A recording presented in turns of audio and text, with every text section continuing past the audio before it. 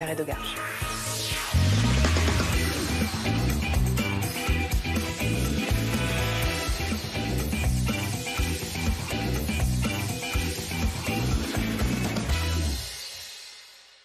Docteur Benjamin Davido, bonjour. Bonjour. Merci d'être avec nous.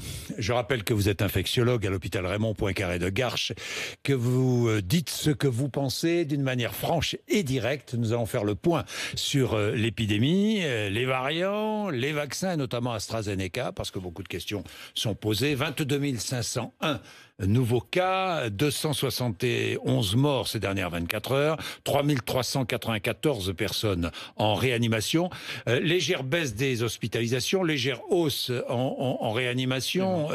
Benjamin Davido, où en est l'épidémie? Est-ce que la situation est globalement maîtrisée? Et puis on pourrait ajouter 1 million de personnes qui a reçu la deuxième dose du vaccin. Oui. L'épidémie, on est toujours sur une ligne de crête. Et en fait, on a une situation qui est extrêmement difficile, extrêmement tendue, parce qu'en fait, à l'hôpital, on ne voit pas le bout du tunnel. Un malade sort, un malade rentre.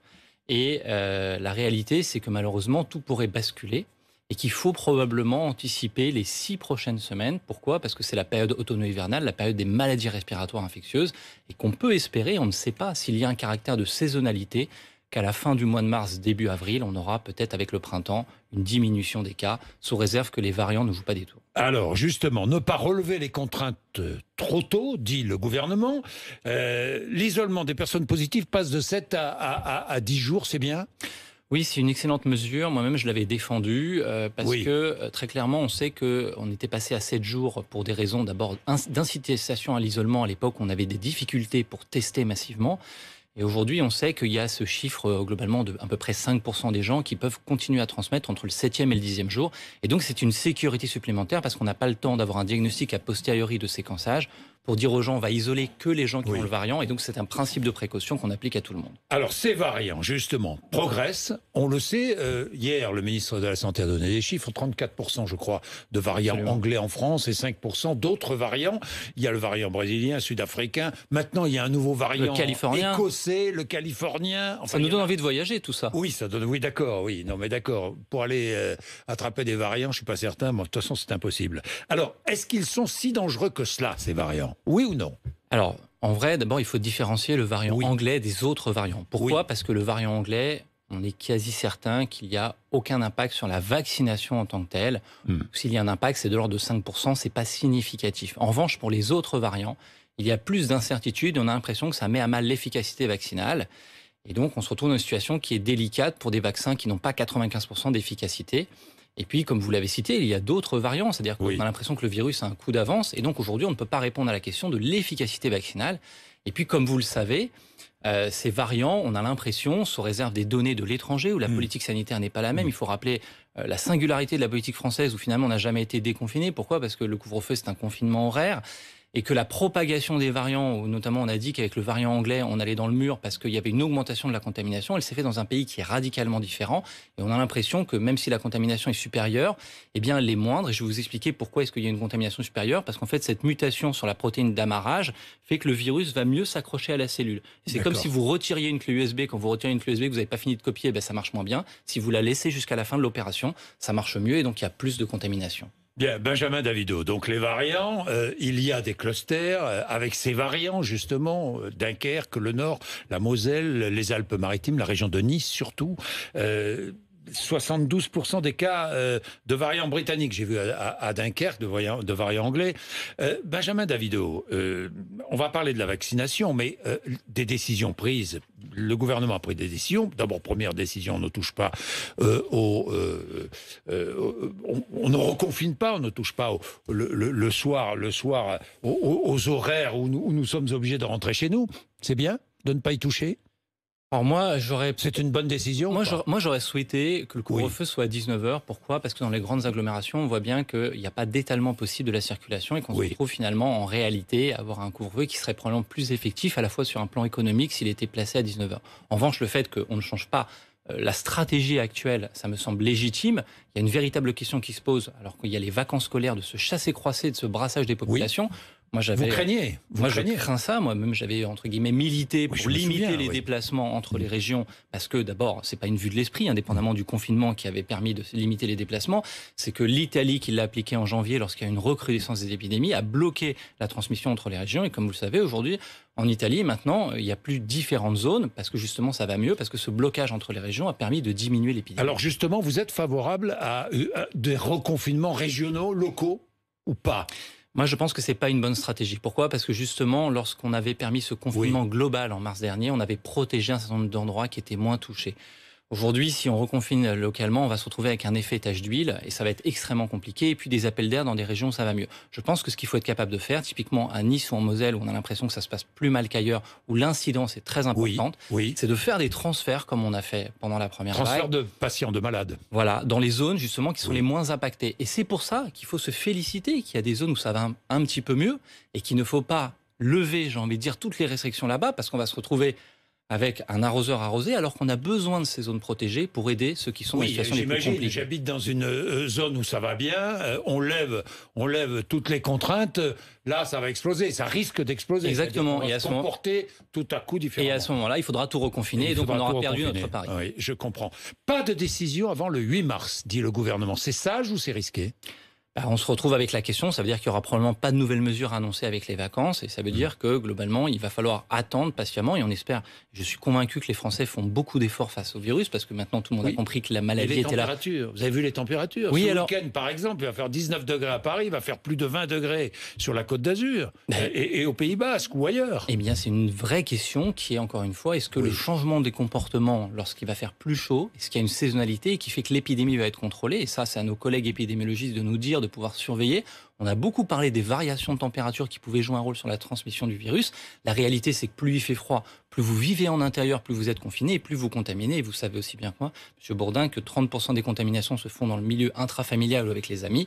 Et donc, on espère que cette saisonnalité favorable, si elle dure, va permettre d'observer une diminution des cas. Oui, on va rappeler, et vous le rappelez à juste raison, la transmission se fait en famille ou avec les amis. C'est ça, avant tout. Absolument. Avant les transports en commun, avant le travail, avant tout. Mais pourquoi ? Parce que lorsqu'on est à la maison, lorsqu'on est avec des amis, on n'a souvent pas le masque, on ne fait pas attention, qu'on a confiance parce qu'on est avec des gens qu'on connaît. Lorsque vous êtes dans les transports, vous faites extrêmement attention parce qu'on a souvent peur de l'autre, ce qui est un bon réflexe. Et donc, on se protège. Que lorsqu'on va baisser la garde, bien le virus ne baisse pas la garde. C'est une casserole de lait sur le feu. C'est ce que dit l'un des nouveaux membres du conseil scientifique, ce virus. On en est là. Hein. Oui, alors c'est une casserole de lait sur le feu sur laquelle on n'a jamais éteint le feu parce qu'en fait ça dure dans la durée. Très clairement, au-delà des allégories, je crois que si on voulait, et des métaphores, je crois qu'on est un peu comme la conquête sur Mars. C'est-à-dire que le mot-clé, c'est la persévérance. C'est-à-dire qu'il faut qu'on s'inscrive dans la durée et qu'on y arrive. Et il n'y a pas de raison qu'on n'y arrive pas. Il faut qu'on arrive à avoir à la fois une diminution des contaminations pour pouvoir vacciner efficacement. Parce que lorsque vous vaccinez chaque année pour la grippe, si vous faites vacciner... On va reparler des vaccins. En octobre, on vous propose le vaccin lorsque ça va bien. Et aujourd'hui, il faut qu'on soit capable de monter en puissance sur cette vaccination. Oui, Benjamin Davido, l'épidémiologiste suisse Didier Pittet dit l'épidémie ne sera pas maîtrisée avant l'été 2022. Vous pensez qu'elle va durer, cette épidémie ? Alors moi, vous savez, c'est un scoop pour personne. J'avais annoncé fin de la pandémie 2024. Et on m'avait regardé en disant « Oh là là, vous êtes très pessimiste, docteur Davido ». J'avais dit ça prend beaucoup de temps, extrêmement long, extrêmement complexe de faire une campagne de vaccination sur un pays, sur le monde. Parce que là, ce qu'on a perdu aujourd'hui, c'est quand même la fermeture des frontières. On sourit parce qu'il y a ces différents variants, mais on voit bien que ces variants, ils arrivent de nulle part, alors même qu'ils vont frapper le Grand Est de la Californie. On n'a pas de frontière avec la Californie. Il y a quelque chose d'extrêmement complexe. L'objectif, c'est au moins 15 à 20 millions de personnes vaccinées, c'est-à-dire les plus fragiles, les plus vulnérables au virus, pour avoir un vent de mieux. Vous imaginez le temps que ça va prendre. Ça veut dire que la fin de cette épidémie pourrait être sans cesse repoussée à cause des variants.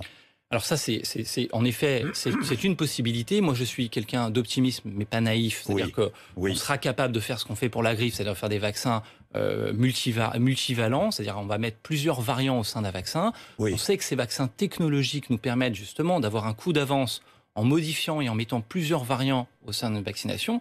Et donc c'est pour ça que la première question, vous avez raison, Monsieur Bourdin, c'est de répondre. Et il faut exiger des laboratoires pharmaceutiques de savoir, oui ou non, est-ce qu'il y a une stratégie vaccinale, caricaturalement l'ARN, les vecteurs viraux ou les autres, qui sont plus efficaces face à ces variants, parce que la réalité, c'est qu'on joue à se faire peur. Je vais revenir sur la stratégie vaccinale, mais les présidents de région et les maires des grandes villes demandent la réouverture de tous les établissements culturels. Est-ce que c'est raisonnable ? Franchement. Moi, je pense que toutes ces solutions qui visent à faire comme si le virus n'était pas là et à tout rouvrir comme si de rien n'était ne sont pas raisonnables dans la situation actuelle. Et je pense que les collègues qui nous entendent, qui sont à Nice, qui sont en Moselle, seront d'accord avec ça. Oui. Certains, d'ailleurs, de ces élus demandaient un reconfinement il y a quelques semaines. Vous avez un tout à fait raison. Strict, hein, je ne l'oublie pas. Les festivals, 5000 spectateurs maximum en format assis l'été prochain, c'est une solution qui vous paraît acceptable ? Alors, je pense que c'est une solution qui, je l'espère, pourra se réaliser à cet instant-là. C'est une bonne projection d'abord de se mettre à l'été. Pourquoi ? Pour les raisons qu'on a évoquées, c'est qu'on peut espérer qu'on se retrouve le vent dans le dos comme l'été dernier, avec une baisse significative des contaminations et que, comme on vive à l'extérieur, il y a une moindre contamination due aux variants. Moi-même, j'organise le tournoi de Roland-Garros sur le plan logistique face au Covid et il va se poser dans les semaines qui viennent des questions face au tournoi qui a lieu porte d'Auteuil au mois de mai. Vous vous rappelez l'an dernier qu'on l'avait déplacé en octobre. Il aura lieu d'abord ? Eh bien, écoutez, c'est ce qu'on va discuter ce week-end. Je l'espère, je pense. On va faire en sorte pour que ça se passe, justement. Et on va avoir cette même chose. Lieu. Normalement, on va vous le confirmer dans les semaines. Je vous le dirai si je suis réinvité. Oui, non, mais d'accord. On doit justement discuter ce week-end de l'organisation de Roland-Garros, pour ne rien vous cacher. Oui. Et très clairement, donc on est sur cette même stratégie qui est qu'il faut trouver la bonne saisonnalité et qu'aussi, on a des objectifs. Alors, au mois de mai, comment pourrait se dérouler Roland-Garros ? Eh bien, je l'espère, avec une jauge justement d'au moins 5000 personnes. Oui. Et encore une fois, ça dépendra de la situation actuelle. L'an dernier, ça avait été extrêmement difficile. Ça avait été un jeu d'équilibrisme puisqu'on l'avait fait en octobre, qui n'avait pas de public. Et on a bien vu que l'Open d'Australie, c'était très compliqué, qui s'est déroulé la semaine passée. Fin janvier, Jean-François Delfraissy plaidait pour un reconfinement rapide. Aujourd'hui, Jean-François Delfraissy et d'autres membres du Conseil scientifique jugent qu'il faut opter pour un contrat social entre générations. D'ailleurs, il en avait déjà parlé au printemps dernier. Les plus âgés et fragiles accepteraient de s'auto-isoler. C'est une solution. Je vous réponds, les plus fragiles sont déjà isolés. C'est ça la réalité. Donc, d'abord, c'est stigmatiser les populations, c'est extrêmement compliqué et c'est méconnaître les chaînes de transmission. Parce que vous-même, si vous avez des enfants ou des petits-enfants, vous savez qu'on se croise dans les populations, on se croise par les différentes générations au travail. Et donc, c'est, à mon avis, quelque chose qui n'est pas valable sur la durée, qui peut aider sur une courte période, mais qui est déjà appliqué dans les faits. Voilà. Et vous dites, puisqu'on parle des générations les plus âgées, on va parler des jeunes, et vous dites, je ne comprends pas pourquoi on n'utilise pas plus le téléphone portable. Alors vous avez tout à fait raison, parce qu'on confond deux choses. On confond l'application Stop Covid, qui est une application qui a été créée, qui fait du balisage sur une durée pendant un temps, qui se désactive, et des outils de notification, comme dans votre téléphone quand vous recevez un SMS, vous ne téléchargez pas une application, c'est automatique. Il y a des systèmes qui existent déjà si vous avez un smartphone et qui sont déjà actifs, il n'y a rien besoin de faire, on peut quitter le plateau, on peut cliquer, et quand vous cliquez dessus, vous ferez l'essai, on vous dit ce n'est pas valable en France, pour des décisions qu'on a beaucoup dit comme étant liberticides. Sauf que la réalité, moi je n'y crois pas, d'abord 99% des jeunes de moins de 25 ans ont un smartphone, et que la réalité c'est que tous ces mêmes jeunes aujourd'hui qui souffrent énormément de la crise sont les mêmes qui sont les premiers acteurs sur les réseaux sociaux, et surtout on ne leur a pas demandé leurs avis, c'est-à-dire qu'eux ils sont proactifs et qu'ils ont un rôle à jouer. Aujourd'hui on pourrait faire de la triangulation, c'est-à-dire être capable avec l'intelligence artificielle, avec nos téléphones portables, de savoir précisément sur la carte de France, avec cette situation des variants, où vont s'allumer les prochains cas. Apple travaille déjà sur une prochaine montre connectée qui sera capable de vous dire 48 heures avant si votre PCR va être positif, en fonction de vos signes, bien sûr, et que c'est ça l'avenir. On est on est au 21e siècle, on nous dit... On n'utilise pas suffisamment les outils qu'on a à disposition. Mais surtout, on est au mais surtout, on est au 21e siècle, c'est ce qu'on utilise quotidiennement, c'est ce qu'utilise l'armée. On vient d'atterrir sur Mars, je ne sais pas comment il faut dire. Et très clairement, on a un vaccin ARN messager. Pasteur, qu'aurait dit Pasteur d'un vaccin ARN messager, je vous le dis, il aurait dit pourquoi je n'y ai pas pensé avant. Et en revanche, le téléphone portable qu'on a dans notre poche, no comment, pas le droit d'utiliser, interdit, c'est liberticide. Moi, je ne crois pas que se faire peur toutes les semaines, et notamment pour les jeunes, avoir un reconfinement... Comment pourrait-on l'utiliser Avoir un reconfinement comme une épée Damoclès, c'est pas jouer à se faire peur, et que ça, c'est pas liberticide. Alors comment pourrait-on l'utiliser, ce smartphone ? Eh bien, il faut d'abord que ça passe, je suppose, au Sénat, à l'Assemblée, qu'on décide... Concrètement, pratiquement. Mais concrètement, en fait, vous avez un système comme une notification quand vous recevez un SMS. Lorsque vous avez, sur une certaine zone, vous avez de la triangulation. Vous allez savoir que dans une zone, par exemple, il y a plus de cas, il y a plus de variants. Ça va s'allumer. En fonction de mes déplacements. Absolument. Et de mes rencontres. Absolument. L'ordinateur, votre téléphone va calculer, va anticiper que sur une zone, il y a une forte densité, il y a une augmentation. On parle de cette augmentation de la transmission des variants. Et que potentiellement, il y a une zone qui est à risque sur laquelle il pourrait être intéressant, par exemple, de faire un dépistage de masse, ce genre de choses. Et donc aujourd'hui, dans le fameux triptyque testé, tracé, isolé, je suis désolé. On a renforcé l'isolement, mais le traçage est néant. Et pourquoi il est néant? C'est pas qu'on ne veut pas le faire, c'est qu'on ne peut pas mécaniquement, humainement, tracer à plus de 5000 personnes par jour. Et la réalité, vous conviendrez, c'est que ça fait plusieurs mois qu'on est à plus de 20 000 contaminations par jour. Benjamin Davido, les vaccinations, est-ce qu'il y a une vraie stratégie dans la vaccination? Parce que nous avons 2 vaccins ARN messagers, qui sont Pfizer et Moderna, et nous avons AstraZeneca maintenant qui va être injecté par les pharmaciens d'ailleurs, rapidement, et bientôt nous aurons Johnson & Johnson, qui est un peu comme AstraZeneca, mais est-ce qu'on a une vraie stratégie vaccinale? Parce que je ne comprends pas. Alors moi, je veux dire, je déplore quelque chose. Je déplore d'abord que les soignants qui sont au combat et qui sont des forces vives nécessaires, parce qu'on soigne les malades, doivent faire un choix sur la vaccination. En fait, ce qu'il faudrait faire, c'est qu'il n'y ait pas de choix pour une simple et bonne raison. Vaccination obligatoire des soignants? Alors, personnellement, moi, je serais pour. Je sais que ce n'est pas réalisable. Et donc, je sais que ça serait extrêmement compliqué parce qu'on se retrouverait avec des départs des soignants et qu'aujourd'hui, on ne peut pas être dans cette situation. Les soignants sont vaccinés contre d'autres virus. Je vais vous donner un scoop que vous savez déjà. Le vaccin AstraZeneca a peu ou pas de succès auprès des soignants. Et si demain, la vaccination était obligatoire, on ne sait pas comment est-ce qu'on ferait. Et la réalité, c'est que la vaccination, pour qu'elle soit obligatoire, c'est qu'il faudrait avoir des vaccins et qu'aujourd'hui, on est sur une tension de cette vaccination. Oui, et la réalité, Benjamin Davido vous l'a soulevé, et c'est qu'AstraZeneca, on n'y croit pas. C'est que malheureusement, il y a beaucoup de patients, j'oublie même les soignants, beaucoup de patients qui préféreraient recevoir Pfizer ou Moderna. Alors, qui estiment que AstraZeneca, qui ont entendu qu'AstraZeneca protégeait moins. Alors, il faut remettre les choses dans le contexte. D'abord, AstraZeneca est 100% efficace face aux formes graves de la maladie. Et c'est ça qui est important. Globalement, son efficacité moyenne, elle est d'ordre de 70% avec le schéma qui est 2 doses, pleine dose.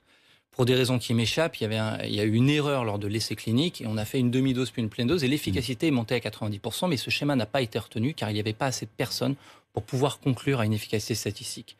Ce qu'on sait, c'est que 70% d'efficacité pour un vaccin, et un vaccin qu'on appelle un vaccin de masse, un vaccin de santé publique, c'est énorme. Parce que le vaccin de la grippe que vous faites chaque année, c'est 40 à 50% d'efficacité. Ah oui. Et donc, j'ai envie de dire, entre la peste et le choléra, ou plutôt entre ne rien faire et faire, il faut être proactif, il faut se faire vacciner. La problématique, c'est que je pense qu'il ne faut pas laisser le choix aux gens.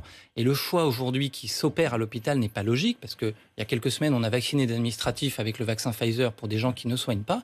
Aujourd'hui, dans les unités Covid et en réanimation, on se retrouve avec un dilemme, avec des jeunes soignants qui se contaminent, qui risquent de se retrouver absents, de poser un problème d'effectif, alors que ces vaccins devraient être vaccinés avec des vaccins ARN messagers. Si je comprends bien, le débat portait sur le nombre de personnes vaccinées. En fait, il y a eu une accélération en France. On a dépassé l'Allemagne, l'Italie, l'Espagne. Donc maintenant, le débat n'est plus là. Le débat est sur la stratégie vaccinale, l'utilisation des vaccins pour les uns et les autres. Absolument. Parce que ce vaccin AstraZeneca sera, encore une fois, injecté en pharmacie au mois de mars. Absolument. Hein, c'est bien ça. Ouais, et le médecin généraliste à partir du 25 février. Voilà, à partir du 25 février. Mais les gens vont arriver en disant, mais moi je veux pas AstraZeneca, je veux Pfizer. Il va bien falloir, là, bien communiquer. Alors, absolument, c'est un travail de communication. Mais surtout, au-delà de ça, je pense qu'il y a une stratégie qu'on a probablement ratée, qui était de séparer les 2 circuits, d'un côté l'ambulatoire et d'un côté l'hôpital. Qu'est-ce que ça veut dire? Ça veut dire que je pense qu'en fait, il aurait fallu mettre que des vaccins ARN messagers à l'hôpital, pour les raisons qu'on vient d'évoquer, et de sortir impérativement ce vaccin Astra qui n'a pas bonne presse auprès des soignants, et de le rendre disponible en ville, parce qu'aujourd'hui, la réalité, c'est qu'on se retrouve avec des lots non utilisés à l'hôpital, alors qu'en fait, ces vaccins, qui sont des vaccins qu'on pourrait dire mobiles, parce qu'ils se conservent beaucoup mieux, seraient beaucoup plus utiles pour vacciner les 50-65 ans en ville. Alors, question que tout le monde se pose, est-ce que si je suis vacciné, je transmets le virus? Alors, c'est une question auquel on n'a pas la réponse. On n'a toujours pas la réponse. On a des données très encourageantes d'Israël qui a vacciné massivement avec Pfizer, qui a observé une diminution de 50% des contaminations chez les plus de 60 ans. C'est énorme. Qui fait penser que si ça n'annule pas le portage du virus, au moins ça diminuerait sa transmission. Et une diminution des hospitalisations de 30% en service conventionnel et 20% en réanimation. Et c'est ça l'objectif et c'est ça la lueur d'espoir qu'on a pour en finir avec ce virus. Benjamin Davido, 2 dernières questions. Le passeport vaccinal ou un certificat de vaccination pour voyager ou pour, je sais pas moi, assister à un concert ou entrer dans un stade. Vous y êtes favorable ou pas? Alors d'abord, moi j'utiliserai le mot de passeport sanitaire et en fait, j'ai envie de vous montrer quelque chose, Monsieur Bourdin. On retombe sur notre question de tout à l'heure. Il est là, votre passeport sanitaire. Bien sûr. Un QR code chez des jeunes qui sont ceux qui ont envie de reprendre leur vie d'avant, qui ont envie de sortir, qui ont le moins de risque de faire une forme sévère et qui sont aussi, on oublie souvent de le dire lorsqu'on parle de la vaccination, qui seront les derniers servis. Et il y a quelque chose de très cruel là-dedans. Oui, c'est vrai. Je termine avec le Covid long. Parce qu'on l'oublie un peu. Est-ce que le Covid long doit être reconnu comme une ALD, une affection de longue durée? Alors vous me faites plaisir parce que le Covid long à Garches, on est l'une des premières équipes à l'avoir décrit. C'est pour ça que je vous en parle. On m'a déjà interrogé sur ce sujet. Moi, je pense que dans le mot ALD, il y a quelque chose qui est de l'ordre d'un gros mot parce qu'on rentre sur une maladie chronique sur laquelle il n'y a pas de fin. En revanche, ce qu'on sait en maladie infectieuse, il y a un exemple, par exemple la tuberculose, c'est une maladie qui est en ALD et qui est une ALD de durée écourtée, parce qu'on va être soigné pendant 6 mois à 1 an.